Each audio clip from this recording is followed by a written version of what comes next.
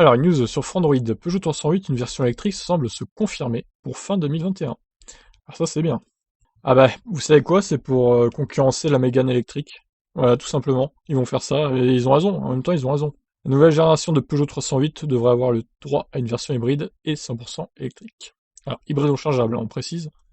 Quelque chose est en train de changer, beaucoup de clients demandent désormais de l'électrique. Les propos de Jean-Philippe Imparato, directeur de la marque Peugeot, publiés dans les colonnes d'Automotive News en décembre 2019, en disaient long sur les intentions de la marque au Lyon dans les années à venir. Donc la troisième génération de ce véhicule devrait avoir le droit à une version 100% électrique.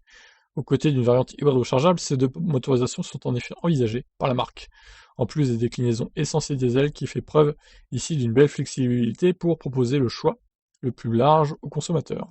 La 308 peut être produite sur les deux plateformes ICMP et EMP2, donc nous pourrions clairement avoir un modèle hybride rechargeable 100% électrique. Je pense qu'il a la place pour les deux technologies pour les clients. Ah bah oui, ça c'est une bonne idée. D'après le site britannique, la nouvelle 308 devrait être révélée fin 2021, avant son lancement sur les routes dans le courant de l'année 2022. Le véhicule profiterait d'un design plus net et anguleux que la génération précédente et bénéficierait d'une mise à niveau numérique au sein de son habitacle. Ce n'est pas la première fois que Peugeot évoque le cas d'une 308 électrique et hybride rechargeable. Il y a un an, Mr. Imparato ne fermait déjà pas la porte à de tels projets, des projets qui devraient être plus concrets au cours des prochains mois. Alors pas d'infos sur l'autonomie, hein. Par contre j'espère qu'ils vont pas nous mettre une batterie de 46 kWh dans une 308 électrique. Là quand même ça serait un peu light, très très light même. Je pense pas qu'ils feront cette erreur.